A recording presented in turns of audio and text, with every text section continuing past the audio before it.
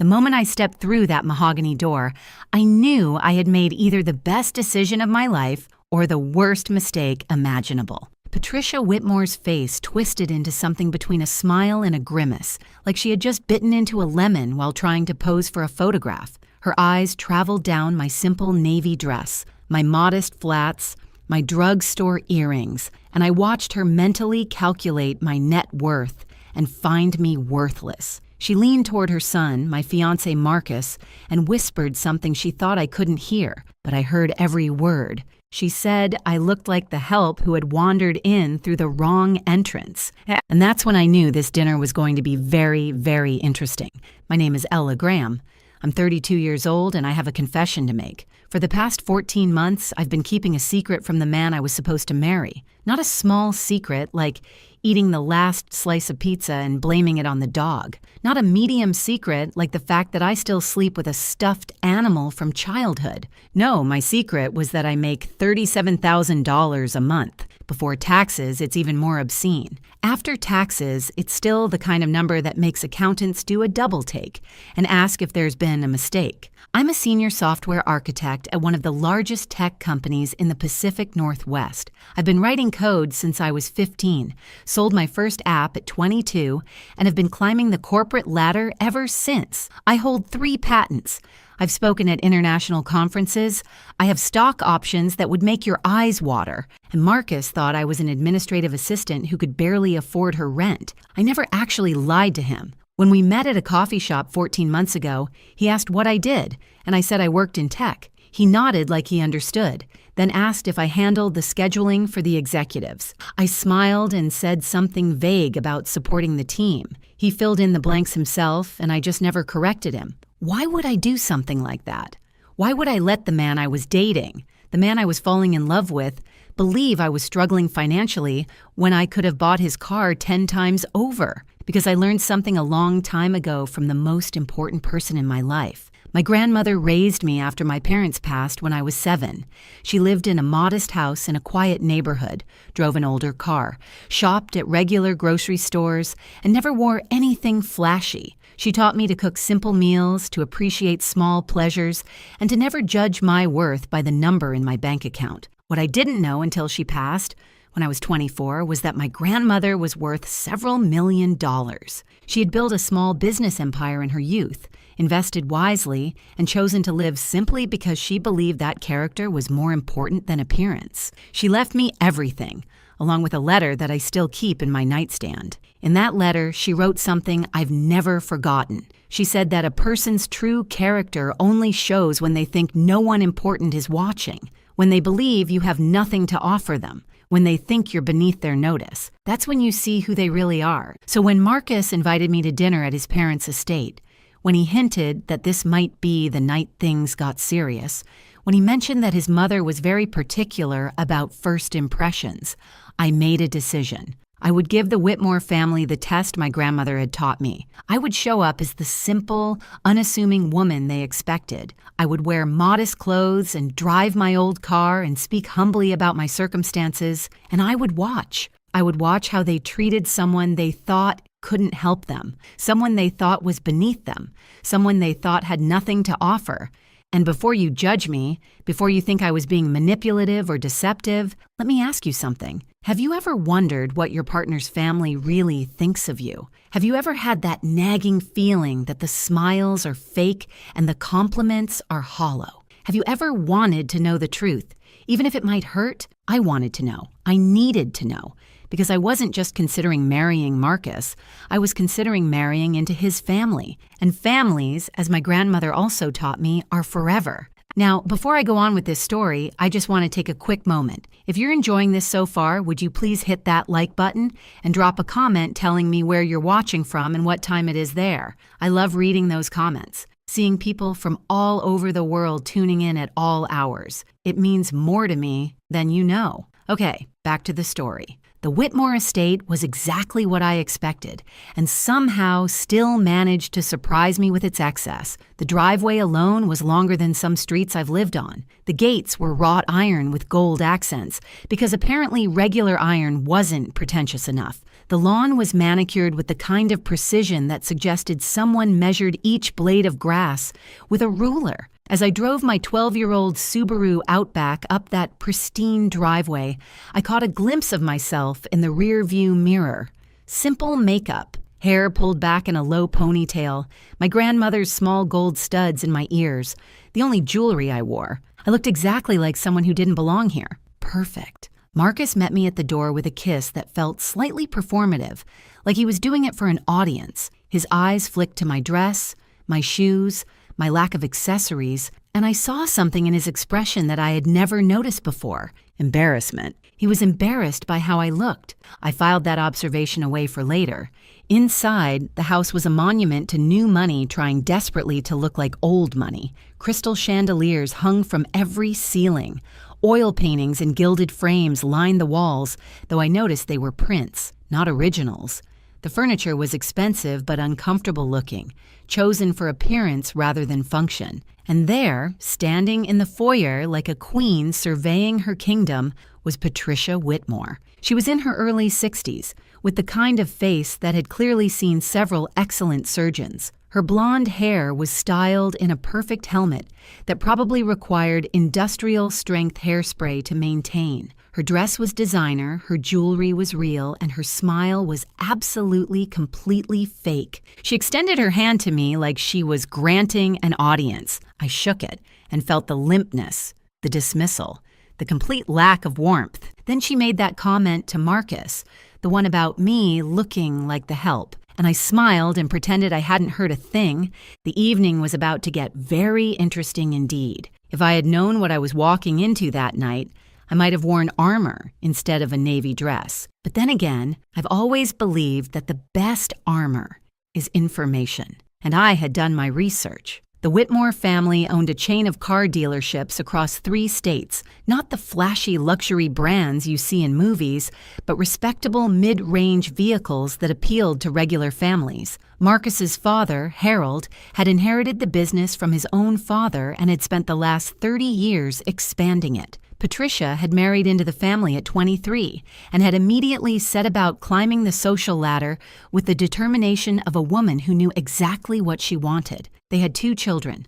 Marcus, my fiancé, was 34 and worked as a marketing manager at a company that had nothing to do with the family business. This was apparently a sore point with Harold, who had expected his son to take over the dealerships. And then there was Vivian, the older sister, who was 38 and treated the family fortune like her personal piggy bank. I had found all of this through public records, social media, and a few well-placed Google searches. I had seen photos of lavish parties, society events, and charity galas. I had read articles about Patricia's philanthropy, though a closer look revealed that most of her donations came with significant tax benefits and publicity opportunities. None of this had prepared me for meeting Vivian in person. She arrived 20 minutes late, which I would later learn was her signature move. Making an entrance was more important than being respectful of other people's time. She swept into the living room wearing a dress that cost more than most people's monthly rent, with diamonds dripping from her ears and neck like she had fallen into a jewelry store and come out covered in merchandise. Her greeting to me was a single word, delivered with the warmth of a frozen fish. Hello. Not hello, nice to meet you. Not hello, Marcus has told us so much about you. Just hello, with a slight curl of the lip that suggested she had smelled something unpleasant. I smiled and said hello back. She turned to her mother and began a conversation that pointedly excluded me, discussing some charity event and whether the florist had been fired yet for last month's debacle. I stood there, holding the glass of water I had been offered, feeling about as welcome as a vegetarian at a steakhouse. Marcus hovered nearby, looking uncomfortable but saying nothing. That was the second observation I filed away. Harold Whitmore was a different creature altogether. He was a large man, the kind who had probably been athletic in his youth but had since surrendered to the comforts of wealth. He shook my hand with a grip that was meant to be impressive but just felt tired. His eyes were shrewd, though, and I noticed him watching me with something that might have been curiosity. There was another guest at this dinner, someone I hadn't expected, an older gentleman named Richard Hartley, who was introduced as an old family friend and business associate. He was in his late 60s, with silver hair and sharp eyes that seemed to miss nothing. When he shook my hand, his gaze lingered on my face with a flicker of recognition that confused me. Did I know him? Had we met somewhere before? I couldn't place him, and he didn't say anything, but throughout the evening I would catch him staring at me with that same puzzled expression. Patricia led us into the dining room, which was decorated like someone had been given an unlimited budget and zero taste. The table was long enough to host a royal banquet. The chairs were upholstered in what I assumed was real silk, and the place settings included more forks than I had ever seen outside of a restaurant supply store. I counted them.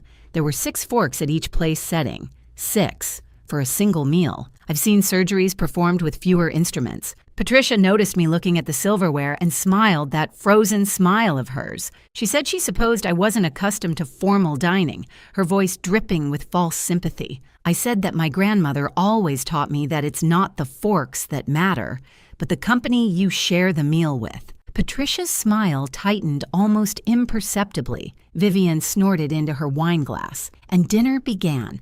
The first course was some kind of soup that I couldn't identify, but that probably cost more per bowl than my weekly grocery budget. Patricia used this time to begin what I would later think of as the interrogation. She asked where I had grown up. I said a small town in Oregon, which was true.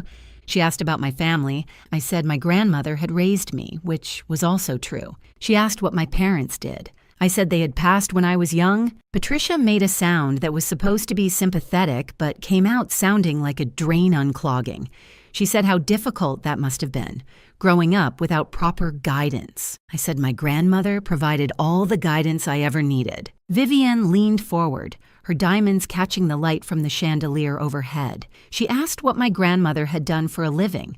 I said she had been a businesswoman. Vivian's eyebrows rose slightly. She asked what kind of business. I said small ventures, nothing too exciting. The truth, of course, was that my grandmother had built a company that she eventually sold for several $1 million. But that wasn't the kind of truth that would serve my purpose tonight. Patricia moved on to the next topic.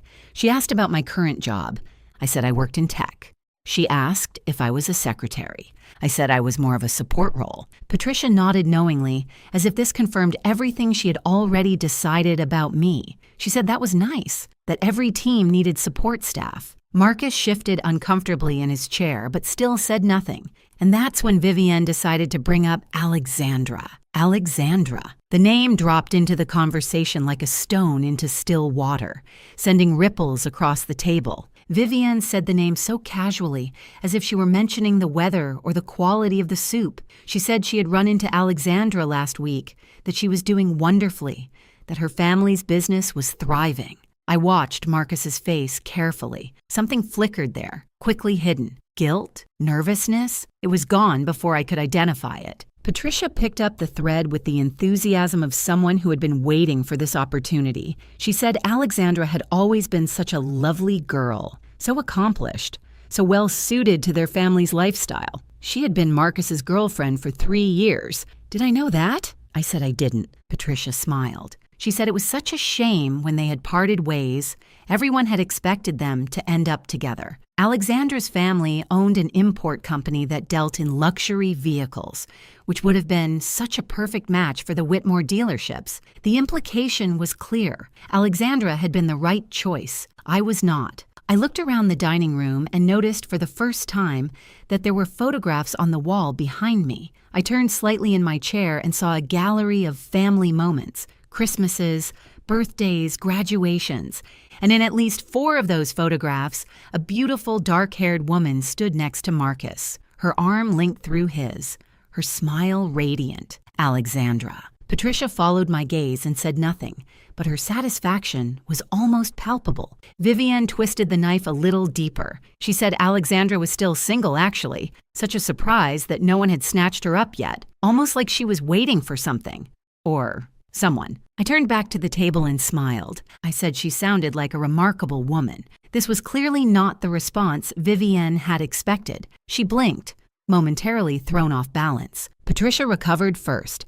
She said yes, Alexandra was remarkable, and then, with the subtlety of a sledgehammer, she added that she hoped I wouldn't feel too out of place in their world, given my more modest background. I asked what she meant by modest. Patricia's smile grew teeth. She said she understood that not everyone was born into certain advantages, that some people had to work ordinary jobs and live ordinary lives, that there was no shame in being common. Common. She had called me common. I felt something shift inside me, but I kept my expression neutral. I had come here to learn the truth about these people, and the truth was becoming very clear indeed. Marcus finally spoke up. He said his mother didn't mean anything by that she was just being protective of him. Patricia patted his hand and said of course she was protective. A mother always wants the best for her son. The unspoken conclusion hung in the air like smoke. And you are not the best. Harold cleared his throat and attempted to change the subject. He asked about my hobbies, whether I had any interests outside of work. I said I enjoyed reading, hiking, cooking simple meals, nothing fancy. Vivian laughed and said that was adorable, like a child listing their favorite activities. Richard, the family friend, spoke for the first time since we'd sat down. He said he thought there was something to be said for simple pleasures, that his own grandmother had lived a modest life and been the happiest person he had ever known. Patricia shot him a look that could have curdled milk. Richard ignored her and continued looking at me with that strange, searching expression. He asked what my grandmother's name had been. I said Margaret Graham. Richard's eyebrows rose slightly, but he said nothing more, just nodded thoughtfully and returned his attention to his soup. The rest of dinner continued in much the same way. Patricia and Vivian took turns asking questions designed to remind me of my place, which in their minds was somewhere far beneath them. Marcus occasionally made weak attempts to defend me, but his heart clearly wasn't in it. Harold stayed mostly silent, watching the proceedings with the tired resignation of a man who had learned long ago that arguing with his wife was pointless. And through it all, Richard watched me. By the time dessert arrived, I had learned everything I needed to know about the Whitmore family. They were snobs of the highest order, the kind who measured human worth in dollars and social connections. They saw me as an obstacle to be removed, a problem to be solved, a mistake Marcus had made that needed correcting. But I had also learned something else, something I hadn't expected. Marcus was not the man I had thought he was. The Marcus I had fallen in love with was kind and attentive and seemed genuinely interested in me as a person. But this Marcus, the one who sat at his mother's table and let her tear me apart without a word of real protest, was someone different, someone weaker, someone who cared more about his family's approval than about defending the woman he claimed to love. I wondered which one was the real Marcus. I was about to find out. After dessert, Patricia announced that we would have coffee in the sitting room. The men drifted toward the windows to discuss business, while Vivian excused herself to make a phone call. Patricia said she needed to speak with the housekeeper about something and would join us in a moment. This left me alone with my thoughts and a perfect opportunity. I excused myself to find the bathroom. Marcus pointed me toward the back of the house, down a long hallway lined with more pretentious artwork. I walked slowly, taking in the details. The house was impressive from a purely financial standpoint, but it felt cold, empty, like a museum that no one actually lived in. The bathroom was easy to find, but I wasn't really looking for it. What I was looking for was information, understanding, some clue that would help me make sense of the evening. I found something much better. As I walked past a partially open door, I heard voices, Patricia's voice and Vivian's. I stopped. Every instinct told me to keep walking, to respect their privacy, to not eavesdrop like a character in a soap opera. But something in Patricia's tone made me pause, something sharp, urgent. I moved closer to the door, staying in the shadows. Patricia was saying that we needed to deal with this situation quickly, that Marcus couldn't be allowed to make this mistake. Vivian agreed. She said she couldn't believe he had actually brought her here, that she had thought this was just a phase, like his vegetarian period in college. Patricia said this was more serious than a diet. This woman could ruin everything. I felt my heart beating faster. They were talking about me. Of course they were talking about me. But what came next was what really made my blood run cold. Vivian said the timing couldn't be worse. She said they needed the merger with the Castellano family to go through, and Marcus needed to be with Alexandra for that to happen. Castayano. That was Alexandra's family name, the luxury car importers. Patricia agreed. She said the dealership was in trouble, that they needed the Castellano partnership to survive the next fiscal year. I felt the floor shift beneath me. The Whitmore dealerships were in financial trouble? I had suspected something from my research, but this confirmed it. Vivian continued. She said Marcus was supposed to keep Alexandra interested while they worked out the details. That was the plan. Alexandra's family would invest in the dealerships, and in return, they would get access to the Whitmore distribution network. Patricia said Marcus had assured her that he was keeping his options open with Alexandra. Options open. While he was proposing to me, I leaned against the wall, my mind racing. This wasn't just snobbery. This wasn't just a family who didn't like their son's girlfriend. This was calculated, strategic. Marcus wasn't just a weak man who couldn't stand up to his mother. Marcus was using me. But for what? Why keep me around if Alexandra was always the plan? Vivian answered my unspoken question. She said Marcus was such a fool. He actually seemed to like this little secretary, this nobody. He was supposed to use her as a placeholder until the deal with Alexandra was finalized, but he was getting attached. A placeholder. That's what I was, a placeholder. A distraction. Someone to keep Marcus occupied while the family worked out their business arrangements. Patricia said they would handle it. She said they would make the engagement announcement tonight, get Marcus publicly committed to this girl, and then find a way to break them up before the wedding. Once they had Alexandra secured, they would discover some terrible secret about me that would justify ending the engagement. Vivian asked, "What terrible secret?" Patricia said they would invent one if necessary. I stood in that hallway, frozen, listening to two women plan the destruction of my relationship like they were planning a dinner party. And then Vivian said something that made everything even worse. She said at least the girl was too stupid to suspect anything, that Marcus had picked well in that regard. She was naive, trusting, probably just grateful that someone like Marcus had noticed her at all. Patricia laughed and agreed. I stepped back from the door, moving silently down the hallway. My hands were shaking, but not with hurt, with anger. They thought I was stupid. They thought I was naive. They thought I was so desperate for love that I would accept whatever crumbs they threw my way. They had no idea who they were dealing with. I found the bathroom, splashed some cold water on my face, and looked at myself in the mirror. The woman looking back at me was not broken. She was not devastated. She was thinking. I had come here tonight to test Marcus's family, and they had failed spectacularly. But the test had revealed something I hadn't expected. Marcus himself was part of the problem. He wasn't just caught between me and his family. He was actively deceiving me. The question now was what to do about it. I could confront him. I could walk out there right now and tell everyone exactly what I had heard. I could create a scene, expose their plans, and leave this house forever. But that would be too easy, too quick. They would dismiss me as emotional, dramatic, bitter. They would tell themselves that I was just proving their point about me. If I was going to respond to this betrayal, I would do it my way, on my terms, with a plan that they would never see coming. My grandmother had taught me many things, but one lesson stood above all others. She said that when someone underestimates you, they have given you a gift, the gift of surprise. Patricia and Vivian had just given me the greatest gift of all.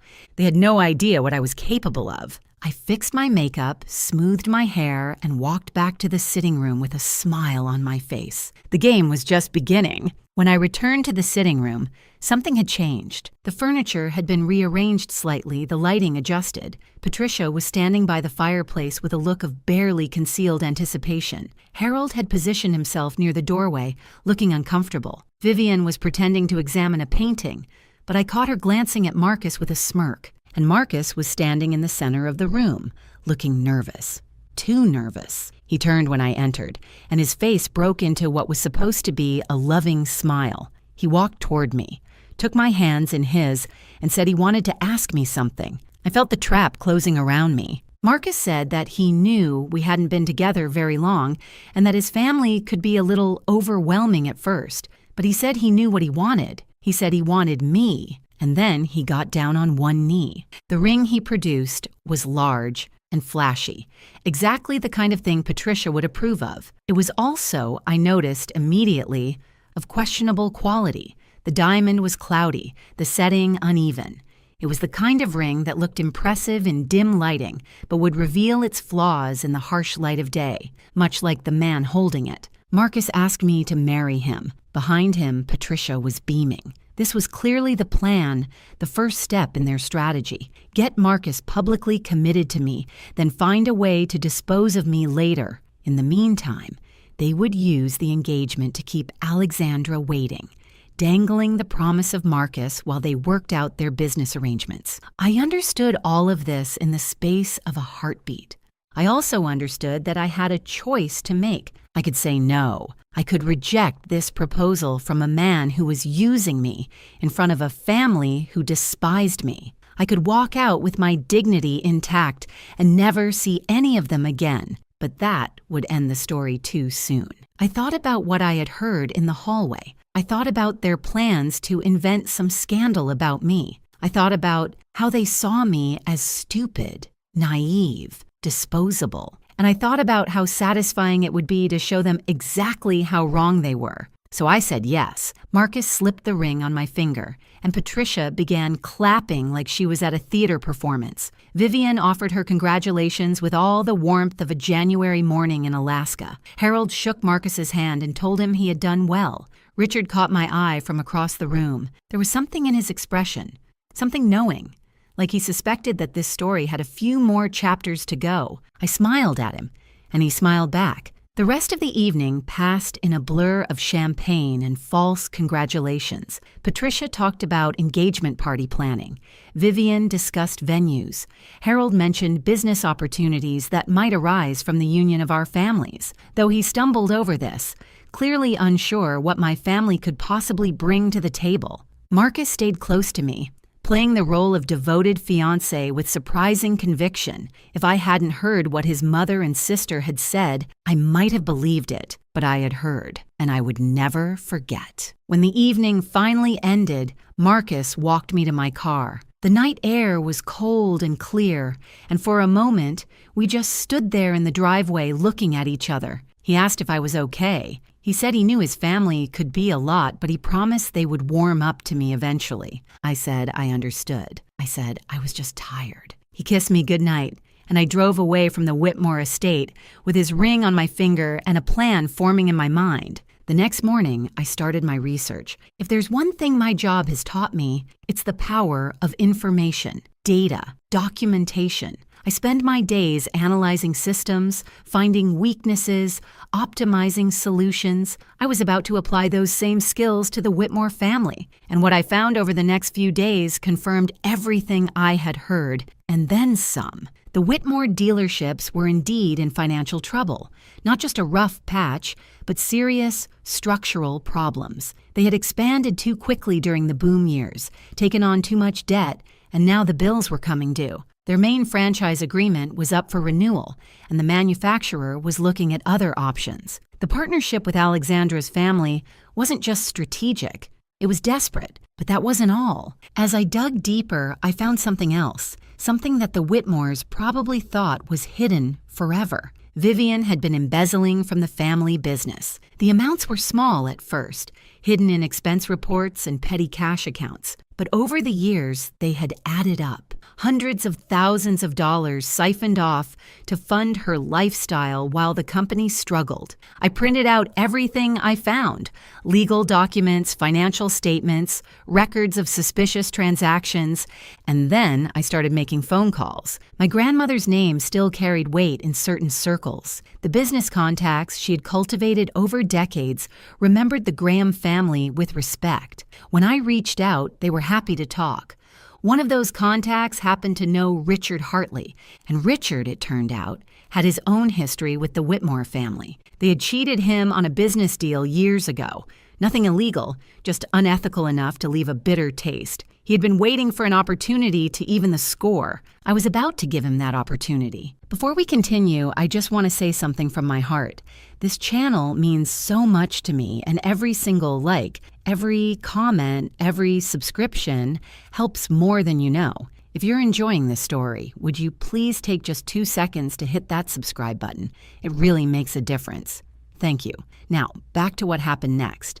The next few weeks were an exercise in patience and performance. I played the role of the happy fiancé with the skill of an award-winning actress. I attended family dinners at the Whitmore estate. I listened to Patricia's passive-aggressive comments with a smile. I watched Vivian flaunt her designer clothes and expensive jewelry, knowing exactly where the money had come from, and I watched Marcus. He was different now, or maybe I was just seeing him clearly for the first time. The attentiveness I had once found charming now seemed calculated. The compliments felt rehearsed, and his phone, which he guarded with increasing vigilance, buzzed with messages that he quickly hid from view. I knew who was texting him. I had seen the name flash across his screen more than once. Alexandra. One evening, I told Marcus I was working late.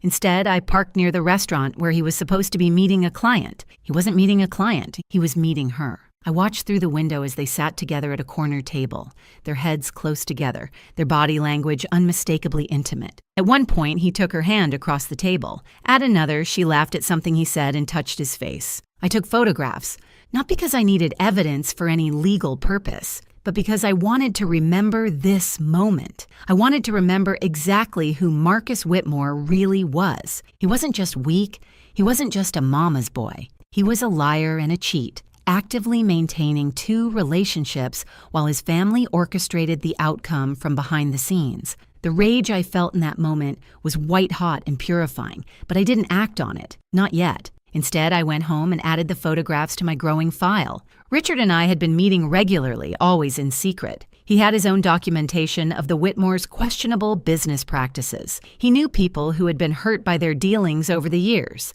He was more than willing to help bring them down. But he asked me why. He said he understood his own motivations, but he wanted to know mine. Was this just about revenge, or was it something more? I thought about his question for a long time before I answered. I said it wasn't about revenge. It was about truth. I said the Whitmores had spent their lives using their money and position to manipulate people. They treated anyone they deemed beneath them as disposable. They were raising Marcus to be the same way, and they would keep doing it to others long after I was gone. I said someone needed to show them that their money couldn't protect them from consequences. Richard nodded slowly. He said my grandmother would be proud. That was the moment I knew I had made the right choice. The engagement party was set for 3 weeks later. The Whitmores were hosting it at their estate, inviting everyone who mattered in the business community. Patricia was treating it like a coronation, an opportunity to show off her perfect family to the world. She had no idea what was coming. I spent those 3 weeks preparing. I coordinated with Richard. I made strategic calls to industry contacts. I even reached out to the car manufacturer that was considering dropping the Whitmore dealerships. They were very interested in what I had to share. And then, the night before the party, I did one last thing. I gave Marcus one final chance to be honest. We were sitting in his apartment going over last-minute details for the party. I asked him, casually, how he felt about us, about our future. He said he was excited. He said he couldn't wait to marry me.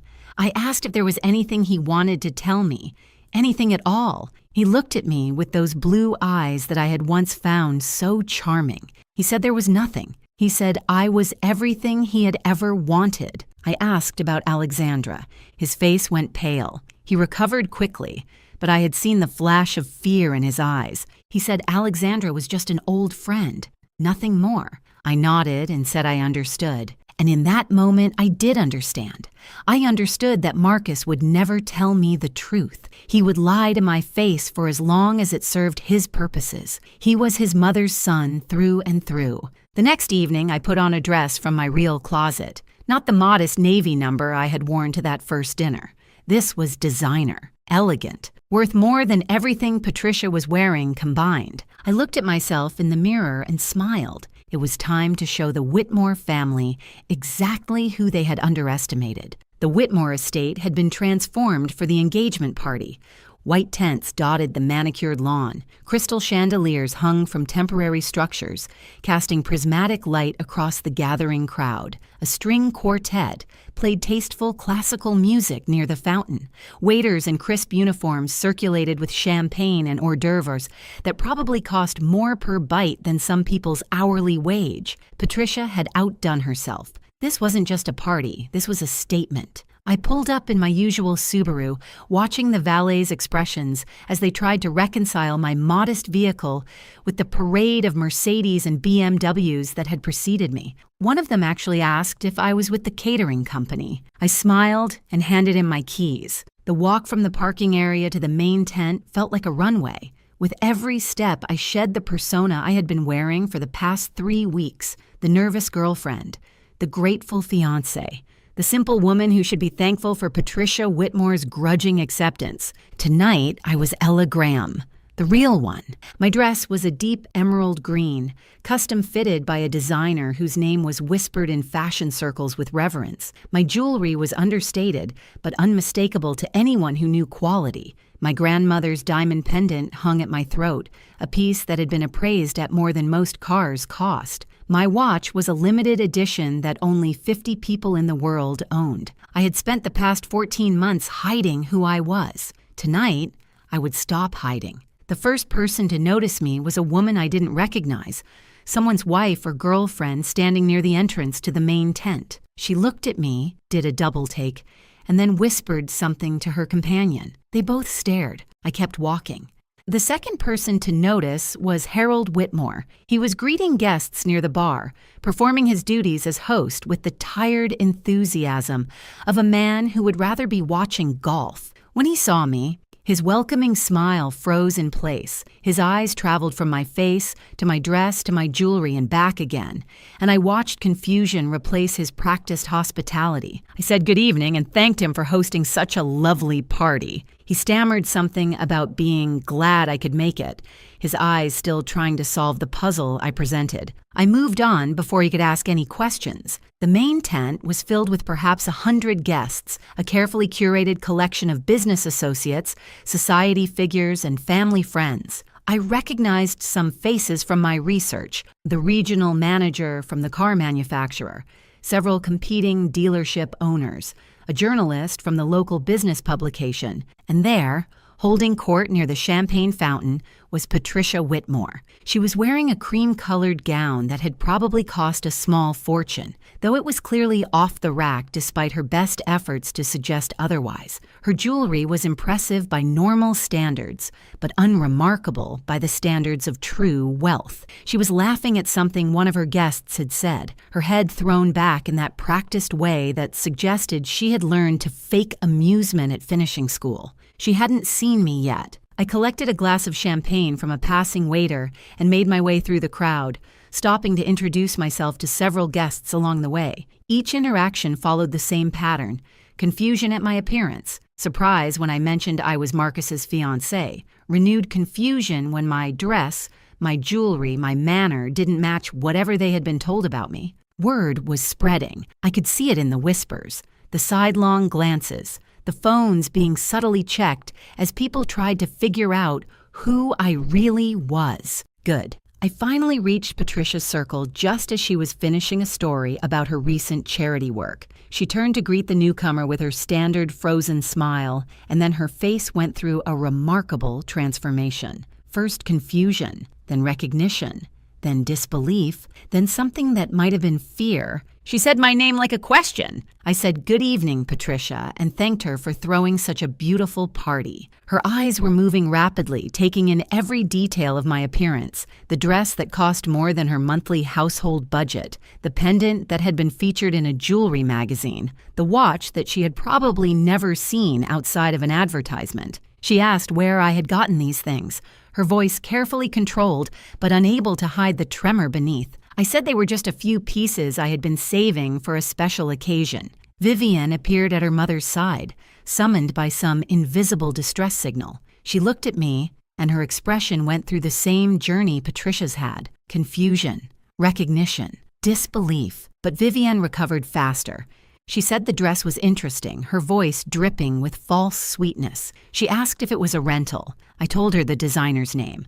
I said he was a friend who had made it specifically for me. The designer's name hit Vivian like a physical blow. This was someone who dressed celebrities, who had a waiting list years long, who didn't make dresses for administrative assistants who could barely afford their rent. She opened her mouth to respond, but nothing came out. I excused myself to find Marcus. As I walked away, I heard Patricia hiss something to Vivian about finding out what was going on. I heard Vivian's confused response, saying she had no idea, that this didn't make any sense. I smiled to myself and kept walking. The first phase of the evening was complete. The seed of doubt had been planted. Now it was time to let it grow. Marcus found me before I found him. He emerged from a cluster of guests near the bar, his face pale and his eyes wide. He had clearly heard the whispers, seen the looks, tried to reconcile the woman standing before him with the woman he thought he knew. He asked what was going on. He asked where I had gotten the dress, the jewelry, the transformation. He asked why I looked like a completely different person. I said I looked like myself. He stared at me, and I watched something shift behind his eyes, not understanding exactly. More like the first crack in a wall that had been hiding an uncomfortable truth. He asked if we could talk privately. I said later. I said this was our engagement party after all. We had guests to attend to. Before he could protest, I took his arm and steered him toward a group of business associates. These were the men and women who ran the automotive industry in our region, the people whose opinions actually mattered to the Whitmore dealership's survival. They had been watching my entrance with undisguised curiosity. I introduced myself properly this time. I gave my full name, Ella Graham, and mentioned my position at my company. I watched their expressions change as they recognized the company name, as they realized who I actually was. One of them, a silver-haired man who ran a competing dealership chain, said he had heard of me. He said his nephew worked in tech and had mentioned my name in connection with some innovative software solutions. I said that was very kind of him. Another guest, a woman who handled mergers and acquisitions for a major investment firm, asked if I was related to Margaret Graham. I said she was my grandmother. The woman's eyebrows rose. She said my grandmother had been a remarkable businesswoman. She said the Graham name still carried significant weight in certain financial circles. I could feel Marcus tensing beside me. He had no idea what any of this meant. He'd never asked about my family beyond the most superficial questions. He had assumed poor meant unimportant, and he had never bothered to look deeper. His mistake. The evening continued, and with each conversation, the truth spread further. People were talking, checking their phones, confirming details. The narrative was shifting beneath the Whitmores' feet, and they didn't know how to stop it. Richard arrived about an hour into the party. He found me near the rose garden, momentarily alone, while Marcus was pulled away by his father for some urgent conversation. Richard said the manufacturer's representative was here. He said the man had been very interested in the documentation Richard had shared with him earlier in the week. I asked if he was ready. Richard said he had been ready for years. We talked for a few more minutes, finalizing the details of what would happen next. Then Richard melted back into the crowd, and I returned to my role as the happy fiancé. Patricia found me next. She had regained some of her composure, though I could see the strain around her eyes. She pulled me aside with a grip that was stronger than necessary and demanded to know what I was doing. I asked what she meant. She said I knew exactly what she meant. She said the dress, the jewelry, the stories I was telling people about my grandmother and my job. She said she wanted to know what my game was. I said there was no game. I said I was simply being myself. She said that was impossible. She said Marcus had told her about my circumstances. She said I was a secretary who lived in a studio apartment and drove a car that belonged in a junkyard. I said Marcus had made certain assumptions. I said I had never actually told him those things. Patricia's face went very still. I said I worked in tech, which was true. I said I had a support role, which was also true since architects support the development teams. I said I had never claimed to be poor. I said I had simply never corrected their assumptions. She asked why.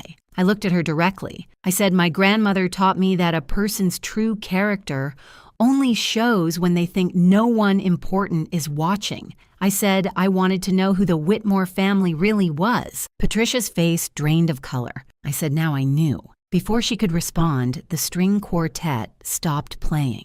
Harold Whitmore's voice came over the speaker system, announcing that it was time for the official toasts and speeches. Patricia looked at me with something that might have been fear. I smiled and walked toward the stage. The main event was about to begin. The stage had been set up at the far end of the main tent, decorated with flowers and soft lighting that was probably meant to be romantic, but instead felt like a spotlight waiting for its moment. Harold stood at the microphone, welcoming guests and thanking them for coming to celebrate this special occasion. He talked about family, about tradition, about the importance of strong partnerships in both business and life. His eyes kept darting to Patricia, who was making her way through the crowd toward the stage with the determination of a general approaching a battlefield. She reached the microphone just as Harold was finishing his remarks. She took over smoothly, her composure firmly back in place, her smile as frozen and perfect as ever. She said she was so pleased to welcome everyone to this celebration of her son's engagement. She said Marcus had found himself a wonderful young woman, someone who would be a perfect addition to the Whitmore family. She said they had exciting plans for the future, plans that would ensure the Whitmore legacy continued for generations to come. Then she began to hint at business opportunities. She talked about growth and expansion. She talked about new partnerships and strategic alliances. She talked about the Whitmore dealerships entering an exciting new chapter. I watched the manufacturer's representative shift uncomfortably. I saw Richard catch his eye and nod almost imperceptibly. Patricia was building towards something. She was using this engagement party as a platform for some kind of business announcement, probably related to the Castayano merger that was supposed to save their company. She called Marcus to the stage. He climbed the steps looking nervous, though he was trying to hide it behind his practiced smile. He stood beside his mother and looked out at the crowd, searching for me, his expression complicated. Patricia said there was one more person who should be on this stage. She said she wanted to welcome her future daughter-in-law, the woman who had captured her son's heart. She said my name, and the crowd turned to look at me. I set down my champagne glass and walked toward the stage. The tent was silent except for my footsteps. Every eye was on me. The whispers had done their work. Everyone knew that something was happening, that this engagement party was about to become something else entirely. I climbed the steps and stood beside Marcus. He reached for my hand, but his grip was uncertain, questioning. Patricia handed me the microphone with a smile that didn't reach her eyes. She said she was sure I wanted to say a few words. I looked at the microphone in my hand. I looked at Marcus. I looked at Patricia, who thought she was in control. I looked at the crowd filled with people who could make or break the Whitmore family's future. I said, yes, I did want to say a few words, and then I began to speak. I said I wanted to thank Patricia for the warm welcome she'd given me. I said I wanted to acknowledge the Whitmore family for showing me exactly who they were over the past few weeks. Patricia's smile flickered. I said, when I first came to this house, I made a decision. I decided to let the Whitmores see a simple version of me, a woman without expensive clothes or impressive credentials, a woman they might consider beneath their notice. The crowd was utterly silent. I said I wanted to see how they would treat someone they thought couldn't help them, someone they thought had nothing to offer, someone they thought was, in Patricia's words, common. Patricia's face went white. I said what I had found was illuminating. I described the dinner where I had been compared unfavorably to my fiancé's ex-girlfriend. I described the whispered insults Patricia thought I couldn't hear. I described being called the help, being called common, being called a gold digger by people who knew nothing about me. Marcus was staring at me now, his face a mask of horror. I said, and then I heard something I wasn't supposed to hear. I described the conversation in the study. I described Vivian and Patricia discussing how to remove me from Marcus's life. I described learning that I was just a placeholder, someone to keep Marcus occupied while the family arranged his real future with Alexandra Castayano. Gasps rippled through the crowd. I said I discovered that the Whitmore dealerships were in serious financial trouble. I said I learned they were desperate for a merger with the Castayano family to survive. I said I found out that Marcus had been keeping his options open with Alexandra the entire time we were together. I pulled out my phone and showed a photograph on the screen. Marcus and Alexandra at the restaurant, holding hands across the table. I said this was taken 2 weeks ago, while Marcus was supposedly working late. The crowd erupted in whispers. Marcus grabbed my arm. He said this wasn't what it looked like. He said he could explain. I said he had already explained. I said I had given him the chance to be honest the night before, and he had chosen to lie. I turned back to the crowd. I said there was more. The tent had become completely silent again. Every person in that crowd understood they were witnessing something unprecedented. The comfortable rules of society events had been suspended. The masks were coming off. I said I had spent the past few weeks researching the Whitmore family business. I said I had found some interesting things.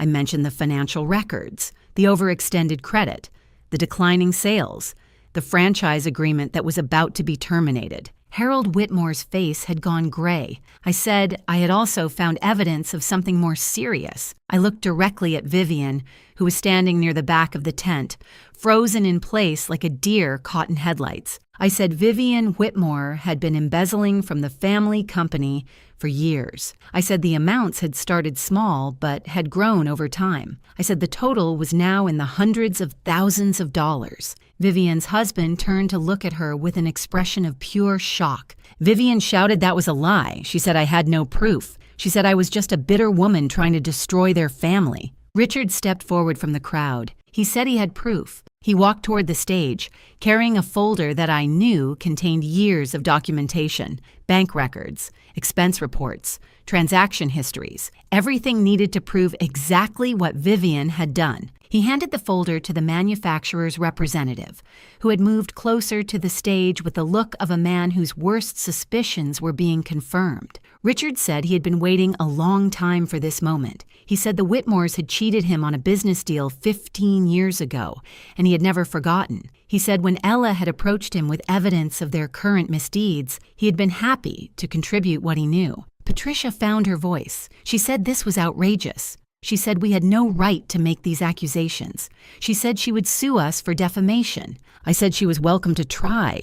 I said everything I had shared was documented and verifiable. I said the financial records were public information, available to anyone who knew where to look. I said the evidence of Vivian's embezzlement had been compiled from sources that would hold up in any court. I looked at Marcus, who was still standing beside me, looking like a man whose entire world had collapsed. I said there was one more thing. I reached up and removed the engagement ring from my finger. The cloudy diamond caught the light, revealing all its flaws. I said I would not be marrying Marcus Whitmore. I said I had never intended to, not after I learned the truth about him and his family. I said the only reason I had said yes to his proposal was to give them enough rope to hang themselves. I handed the ring back to Marcus. I said he should give it to Alexandra. I said she was clearly the one he actually wanted. Marcus's face crumpled. He said that wasn't true. He said he had feelings for me. He said the thing with Alexandra was just business, something his mother had arranged. I said that was exactly the problem. I said he had let his mother arrange his life, his relationships, his future. I said he had never once stood up for me when his family attacked me. I said he had lied to my face about Alexandra even when I gave him the chance to be honest. I said a man who couldn't be honest with the woman he claimed to love was not a man I wanted to marry. The crowd was absolutely silent. I turned to face them one final time. I said I was Ella Graham. I said I was a senior software architect who had built a career through hard work and integrity. I said I made more money in a month than most people made in a year. And I lived simply because my grandmother had taught me that wealth was not the measure of a person's worth. I said the Whitmores had shown me their true character. They had revealed themselves as people who judged others by their bank accounts and social status. They had treated me with contempt because they thought I had nothing to offer them. I said that was the kind of character that would eventually destroy them, with or without my help. I set the microphone down on the podium and walked off the stage. The crowd parted for me like water. No one spoke. No one tried to stop me. Behind me, I heard the chaos begin. I didn't look back as I walked through the tent, but I could hear everything. Patricia's voice, high and desperate, trying to salvage the situation. She was saying there had been a misunderstanding, that I was clearly disturbed, that none of what I had said was true, but the damage was done. I could hear the manufacturer's representative speaking into his phone, his voice clipped and professional. I could hear other guests murmuring, some already heading for the exits, wanting to distance themselves from the disaster unfolding before them. I reached the edge of the tent and paused. Vivian had cornered her husband near the bar, trying to explain, trying to justify. His expression was stone. He was looking at her like he had never seen her before, like the woman he had married had been replaced by a stranger wearing her face. Harold was slumped in a chair, his head in his hands. The patriarch of the Whitmore empire, brought low by the exposure of secrets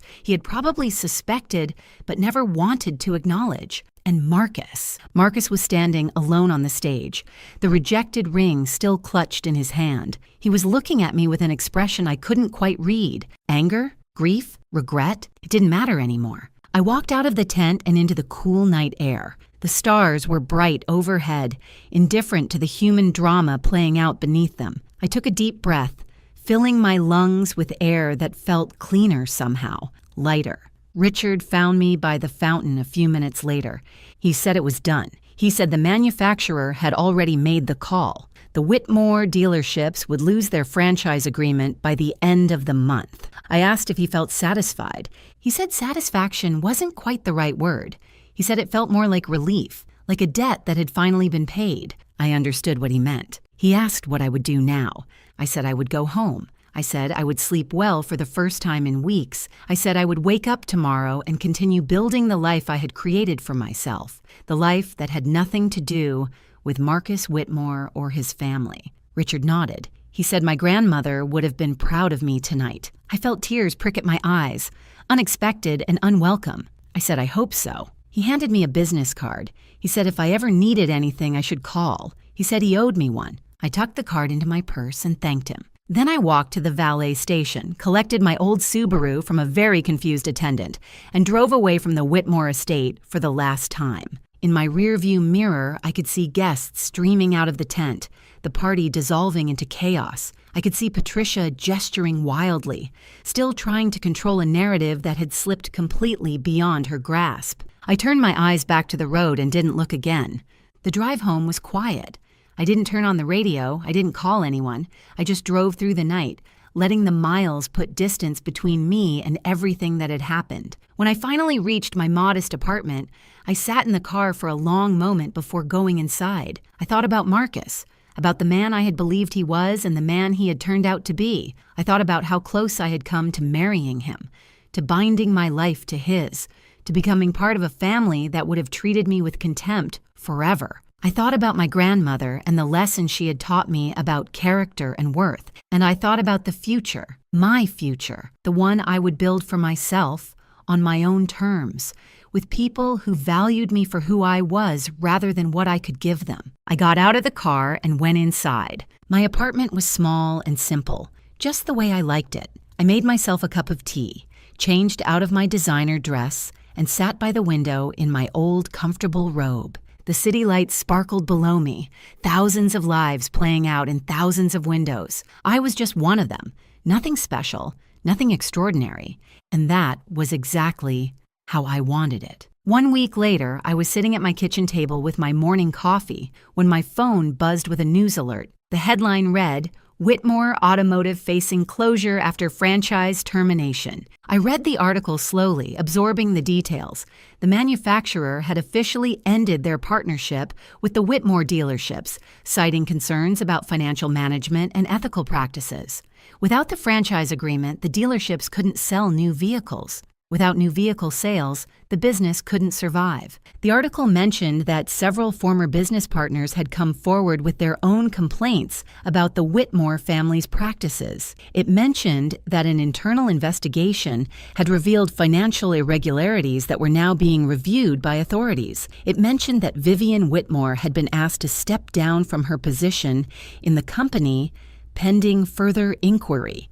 It did not mention me. I had asked Richard to keep my name out of it, and he had honored that request. The story would be about the Whitmores' own misdeeds, not about the woman who had exposed them. I didn't want fame or recognition.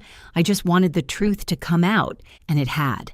I finished my coffee and looked around my small kitchen, the same kitchen I had been sitting in a month ago when I had first driven to the Whitmore estate to meet Marcus's family. The same kitchen where I had made the decision to test them, to see who they really were beneath their polished surface. So much had changed since then, and so much had stayed exactly the same. My phone buzzed again. This time, it was a text from Marcus. He said he needed to see me. He said he could explain everything. He said he had made mistakes, but he still cared about me. He asked if we could meet for coffee, just to talk. I looked at the message for a long moment. Then I deleted it without responding. Some doors, once closed, should stay closed. I stood up and walked to my window, looking out at the morning sun rising over the city. It was going to be a beautiful day, a day for new beginnings, for moving forward, for building something better. My grandmother's pendant hung at my throat, warm against my skin. I touched it gently, thinking about the woman who had taught me everything I knew about character and worth. She had lived her life simply, not because she had to, but because she understood that the things that truly matter can't be bought. Love, integrity, self-respect, the knowledge that you have acted according to your principles, even when it would have been easier to compromise. The Whitmores had thought they could buy their way through life. They had believed that money and status made them better than everyone else, entitled to treat people however they wanted without consequences. They had been wrong. I turned away from the window and got ready for work, my regular job at my regular company, doing the work I loved with people who respected me for my skills and character, rather than my bank account. The story of the Whitmore family would continue to unfold in the coming weeks and months. There would be investigations and legal proceedings. There would be consequences and repercussions. The empire they had built on a foundation of arrogance and deception would crumble, piece by piece. But that was their story now, not mine. My story was just beginning, and it would be written on my own terms, in my own words, according to my own values. That was the lesson my grandmother had taught me. That was the truth I had carried with me through every moment of the past month. A person's worth isn't measured by their bank account or their social status or the opinions of people like Patricia Whitmore. It's measured by their character, by the choices they make when no one is watching, by the way they treat people who can't do anything for them. The Whitmores had failed that test completely, and I had finally found the answer I had been looking for. The answer was that I didn't need their approval, I didn't need Marcus's love, I didn't need anyone's validation to know my own worth. I already knew who I was, and that was enough. Rain had poured relentlessly since dawn, as though the heavens shared my grief. I stood motionless, clutching a black umbrella that quivered in the gusts, while the coffin carrying my mother sank slowly into the drenched earth. Everyone around me wept, everyone except my father. He wasn't there to shed a single tear. Instead, he was thousands of miles away in Hawaii, grinning beside his latest lover, their champagne glasses gleaming mid-toast, as if rejoicing in my mother's passing. When the final clump of soil struck the wooden lid, I forced out a farewell between tight lips. That night, thunder rolled over Portland while I sat alone in my apartment, eyes fixed on fading photographs of her. Then my phone vibrated. "I'm not dead. Come to the cemetery, now." The message came from her number, my mother's. My throat locked, and a chill spread through my hands. With trembling fingers, I snatched my keys and ran for the car, pulse thudding wildly. I couldn't tell if I was heading toward a miracle or straight into madness. My name is Grace Miller, and until a week ago, I believed my world was ordinary. I lived in a small apartment overlooking the Willamette River, worked as a freelance designer, and had a mom who called every Sunday just to remind me to eat breakfast. I'd roll my eyes at her texts.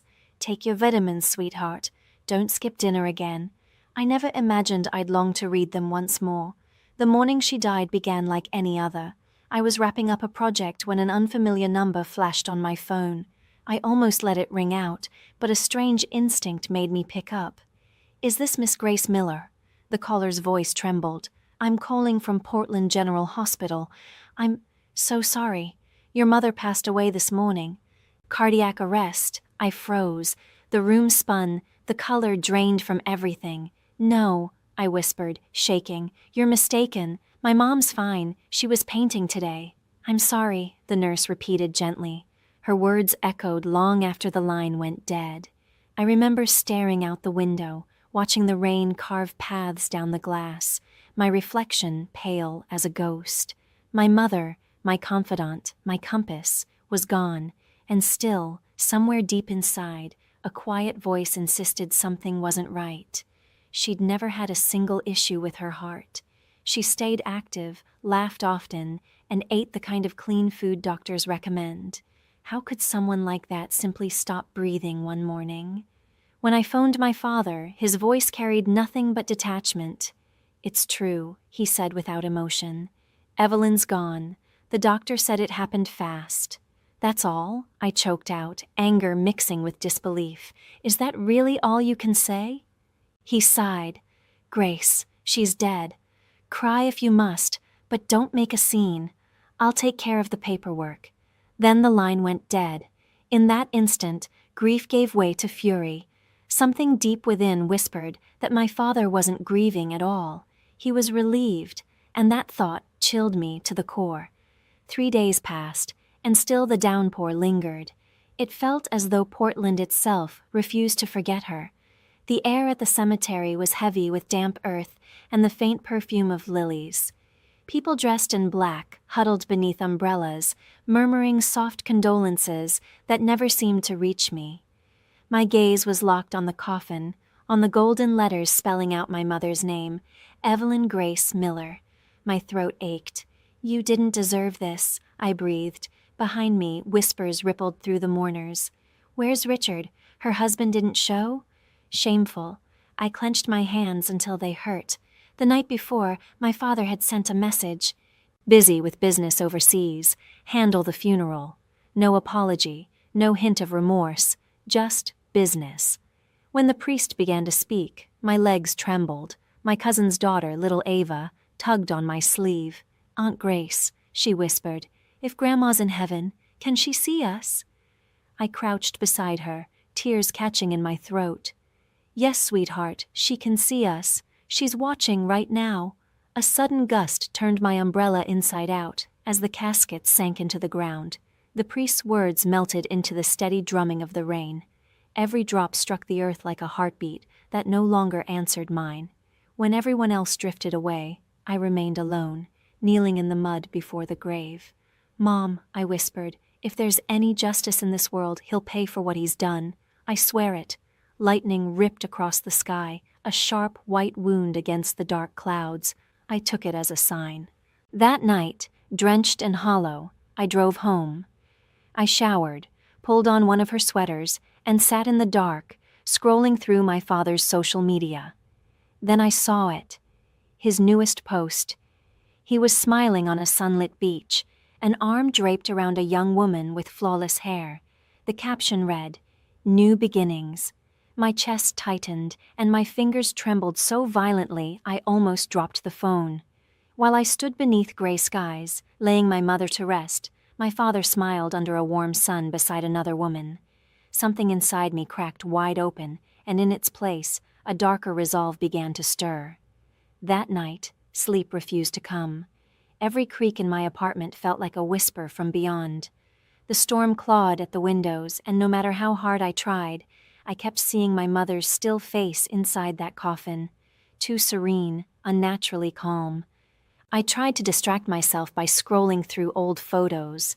Mom painting in the backyard, laughing with dirt on her hands, showing me how to bake apple pie, wrapping me in her arms after my first heartbreak.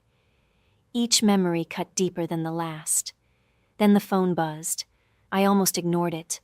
Probably another message from someone offering condolences. But when I saw the sender's name, I froze. Mom, her number, the one I couldn't bring myself to delete. Blood drained from my face as I opened the message. "I'm not dead. Come to the cemetery, now." For a long moment I just stared at the screen, my mind scrambling for logic. A wrong number, maybe. Some twisted prank. But my body had already made the choice. I threw on my coat, grabbed my keys, and bolted into the storm. The rain struck harder now, sharp and deliberate. My wipers struggled against the torrent as I sped toward the cemetery, headlights slicing through the sheets of water. Every instinct screamed to turn around, yet my mother's words echoed in my head. Trust your heart, Grace, even when your mind is afraid. When I reached the gates, the place was swallowed in fog. The lamps flickered weakly, shadows stretching over the gravestones. I parked, stepped into the wind, and called out, "Mom!" My voice shook. Only the sound of rain answered, until I noticed movement by the willow trees. A small, hunched figure in a soaked coat. "Mom?" I whispered again, raising my trembling flashlight. The beam found her face, pale, fragile, but unmistakably alive. Her hazel eyes shimmered with tears. "Grace," she breathed. My mind splintered into chaos. The flashlight slipped from my grasp, thudding softly into the mud. I stumbled forward, pulse roaring in my ears, unable to believe what I was seeing. "Mom? How are you alive?" She reached for me, her hands icy but solid. "It's me, sweetheart," she whispered, her voice trembling. "But you mustn't tell anyone I'm alive." Rain lashed down harder, blurring everything until life and death seemed to merge into one. I couldn't stop staring. Her face was pale, almost translucent, hair plastered to her skin, yet her eyes, those familiar hazel eyes, shone with unmistakable life. "Mom," I choked out, "everyone saw you. I saw you. You were gone." She pulled me into her arms, trembling. For a moment, everything vanished. The storm, the grave, the fear. All that existed was the faint rhythm of her heart against mine. Then she leaned close. "Grace, we can't stay here. Someone might see us." We rushed through the rain to a small silver sedan hidden beneath the trees. I climbed inside, shivering. "Mom, please, what's happening?" She didn't answer at once. Her fingers tightened around the steering wheel until her knuckles turned ghost white. Finally, she whispered, "Your father, Richard. He tried to kill me. The air left my lungs." "What?" Her eyes filled with tears. "He isn't the man you believe he is. For months he's been pressuring me, demanding I sign over my shares, the art studio, everything in my name. When I refused, he told me I'd vanish." The words struck like lightning. "That's impossible," I stammered. "He's your husband, my father." Her voice trembled. "He's a businessman, Grace. He sees people only as assets or obstacles, and I stopped being valuable to him." Then she told me about the night she died. She'd been feeling chest pain for days, the stress unbearable. She collapsed while painting. Their housekeeper, terrified, called for an ambulance. At the hospital, my father arrived, not with worry, but with papers. He wanted her to sign them before she was too weak to hold a pen. When she refused, he walked out without another word. But Mom wasn't alone. A former student of hers, Martha, happened to work there as a nurse. Martha had noticed bruises on Mom's arm weeks earlier and had sensed something terribly wrong. "She helped me," Mom murmured. "Martha changed the hospital files, made it look like my heart stopped." The body everyone saw wasn't mine. It was a mannequin. I pressed my hand to my lips. "You staged your death." Tears streaked her face. "It was the only way to stay alive, Grace." Outside, thunder cracked so loudly the car shook. "I thought you'd be safe once I disappeared," she whispered. "But when I saw what he posted, New Beginnings, I knew he wouldn't stop. He'll take everything, even you." My pulse thundered louder than the storm. "Then we stop him first." Her eyes widened. "Grace, no. You don't understand what he's capable of." "I do," I said quietly. "That's why we have to bring him down." For a moment, she studied me like she was seeing me anew, not as her child, but as her equal, ready to fight. Then she nodded slowly. "All right. But we have to be careful. No mistakes." The storm began to ease, rain thinning to soft drips from the trees.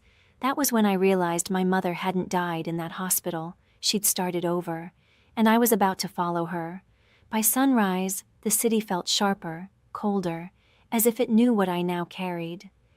Sleep never came. Every time I closed my eyes, I saw my father's face at the hospital, calm, detached, as though Mom's death had been a business transaction. Mom stayed hidden in a safe house outside Portland. Martha checked in every few hours. I swore not to tell a soul, not my best friend, not the police, not yet, but patience was never my strength. At 8 in the morning, my father called. His tone was smooth, almost cheerful. "Grace, darling, I'm finalizing your mother's estate today. I just need your signature on a few documents." My grip tightened until my nails bit into my palm. "Documents?" "Just routine paperwork," he said lightly. "Nothing to concern yourself with." "Stop by the mansion tonight," I agreed, then sent Mom a text. "He's making his move." Her reply came instantly. "Let him think he's winning." That evening, the home I'd grown up in felt foreign, like a stranger's house wearing my childhood's skin. The house sparkled, polished stone underfoot, glittering crystal above, yet the atmosphere felt dense and wrong. He greeted me with that practiced politician's grin. "You look tired, Grace. Too many sleepless nights over old things?"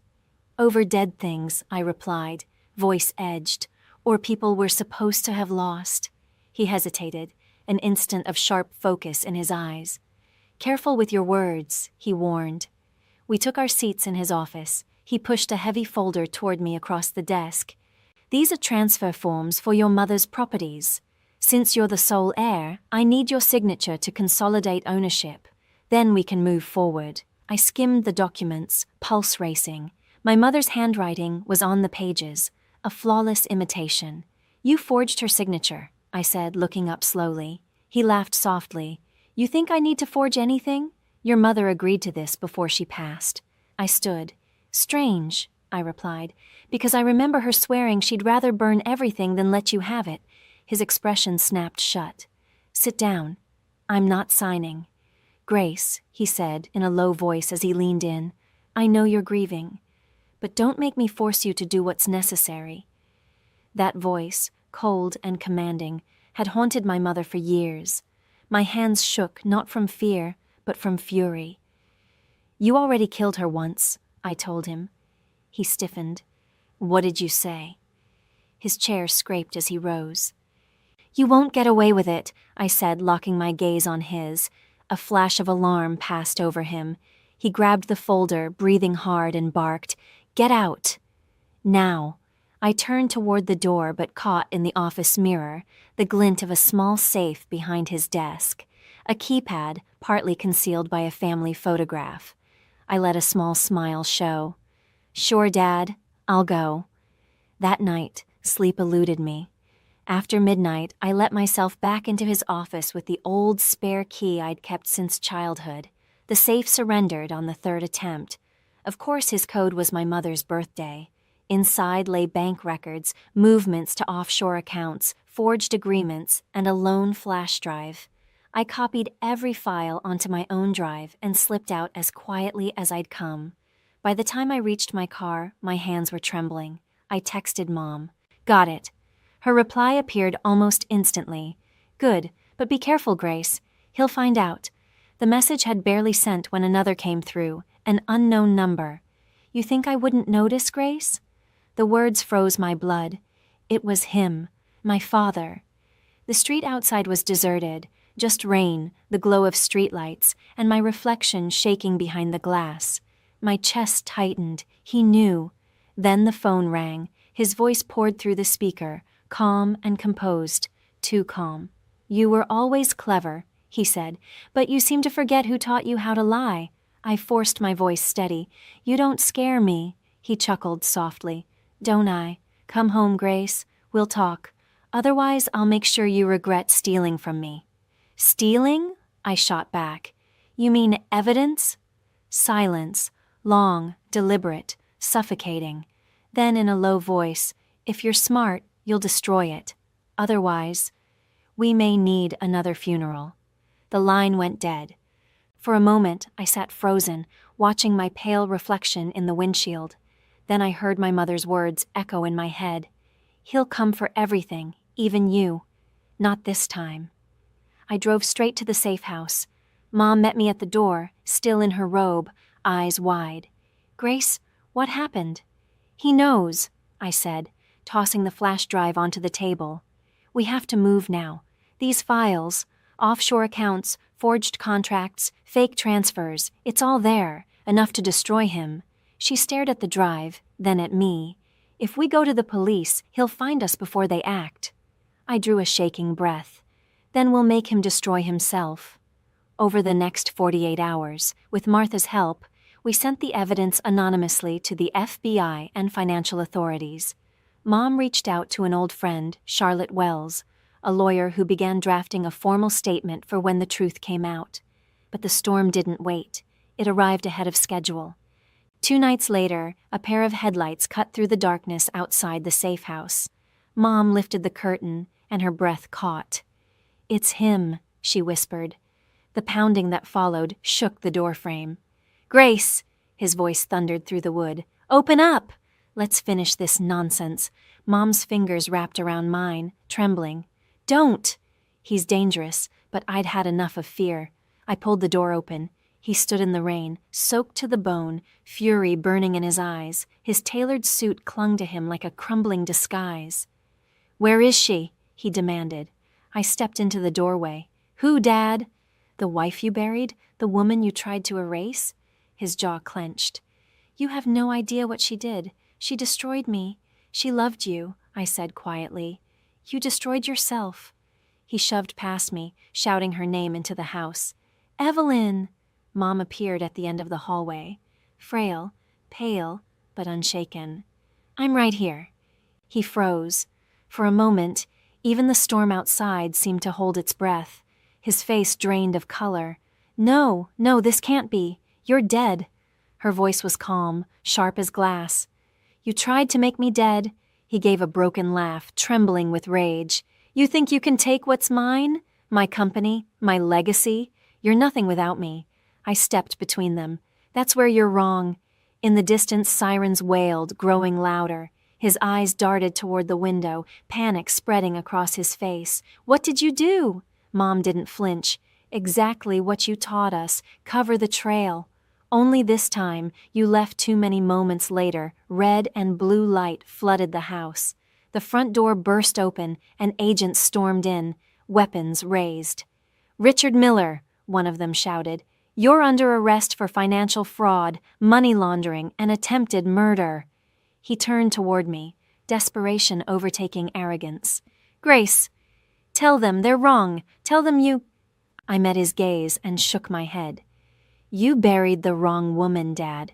He lunged forward, shouting incoherently, but agents grabbed him, twisting his arms behind his back.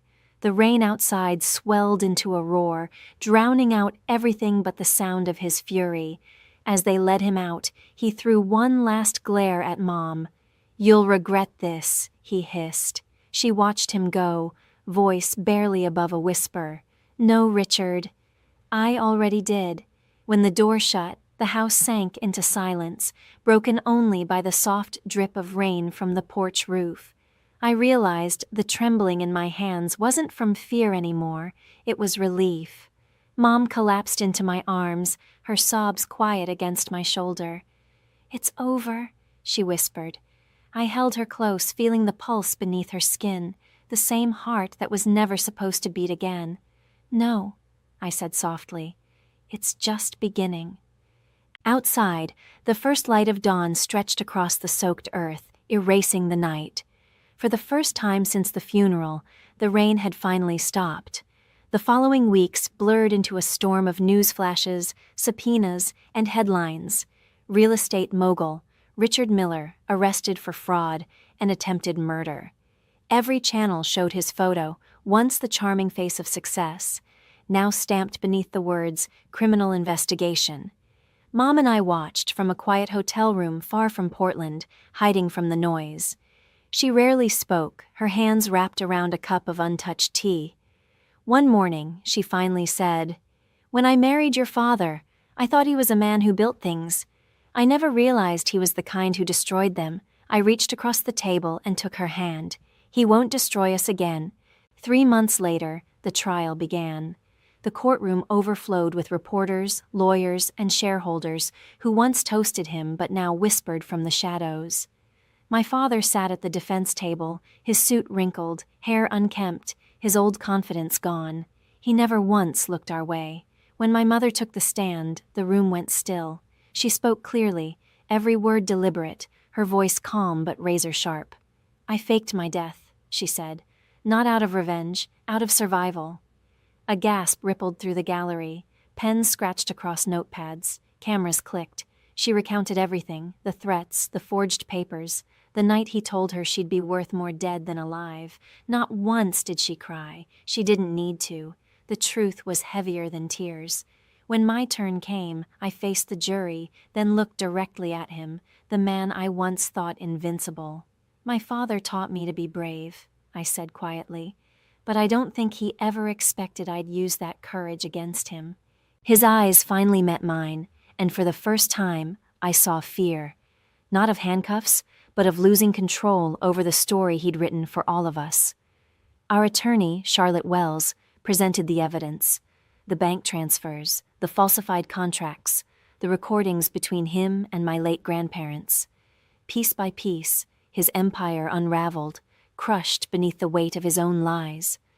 When the jury returned with the verdict, the entire room seemed to stop breathing. Guilty on all charges. He shut his eyes as the words fell, his shoulders collapsing inward. There was no protest, no plea, only silence. The judge's voice rang steady and cold. "Richard Miller, you are hereby sentenced to 30 years in federal prison." The gavel struck, echoing through the courtroom like the final crack of thunder after a long storm. Mom let out a trembling breath, as though she'd been holding it for decades. I reached for her hand, and she gripped mine tightly, tears shimmering but refusing to fall. When the guards led him away in cuffs, he looked back once. For a fleeting instant, I glimpsed the faint trace of the father I had once adored. And then he was gone. Outside the courthouse, flashes erupted, reporters shouting over one another. "Mrs. Miller! Miss Miller! How does it feel to bring down one of Portland's most powerful men?" Mom paused, exhaustion softening her face. A weary smile flickered. "It doesn't feel like victory," she said. "It feels like freedom." By morning, the headlines called her the woman who returned from the dead. But to me, she wasn't a ghost. She was proof that truth, no matter how deeply buried, always claws its way back to the light. Months passed, and still, I woke each day hearing the phantom echo of the gavel. The nightmare had ended, yet its shadows clung. Mom and I moved to the Oregon coast, far from the towers and tension of Portland. She bought a small weathered cottage near the cliffs, a place with cracked white paint and a garden that bloomed like forgiveness. Her days filled with color again. She taught local children to paint, filled canvases with wild daisies, and let the ocean wind dry her tears. One afternoon, I found her by the shoreline, brush poised mid-air. "What are you painting?" I asked. Her lips curved into a soft smile. "Freedom." I opened a small design studio nearby, Evelyn and Grace Designs. It was more than a business. It was a vow. We would create something real, something that could never be bought or betrayed. Life began to settle into gentle rhythms, quiet mornings, sea air, and peace that finally felt earned. But sometimes the past still whispered. Reporters wrote letters. Investors offered money for her story. She always refused. "I don't need to relive it," she'd say. "I just need to live." One golden evening, as the sun sank behind the waves, we sat on the porch together, teacups warm in our hands, the scent of salt and damp earth around us. I looked at her, the question that had haunted me for months, finally surfacing. "Mom," I said softly, "I never asked who sent that text the night you came back, the one that brought me to the cemetery." She turned toward the horizon, her eyes catching the last shimmer of light. "I didn't," she said quietly. I frowned. "What do you mean?" I asked, my brow furrowing. "It came from your number." Mom shook her head. "My phone was off, Grace. Martha took it that night. I didn't have it for a long moment. Neither of us spoke. Only the steady hiss of waves against the rocks filled the silence. A chill crept over me, not from fear, but from something deeper, almost sacred. Maybe fate itself had sent that message, refusing to let a lie stand unchallenged. Mom reached across the small table and took my hand. "Whatever it was," she said softly, "it saved us." I smiled through the ache in my throat. "No, Mom. You saved us." In the fading light, I saw her not as the woman who had suffered or survived, but as someone entirely new, a woman reborn. Later, as I drove home, the sky burned in shades of deep orange, the same hue as her favorite daisies. I rolled down the window, letting the ocean wind rush through the car. For the first time in years, I felt no ghosts trailing me. The truth had freed us. We had lost everything once: money, reputation, even family. But in the ashes, we found something rarer: peace. As the road curved away from the sea, I whispered into the wind, "Good night, Mom." And somewhere in the hush of the waves and the hum of the tires, I could swear I heard her voice again, soft, steady, alive. "Good night, sweetheart." The storm had passed. We were finally home,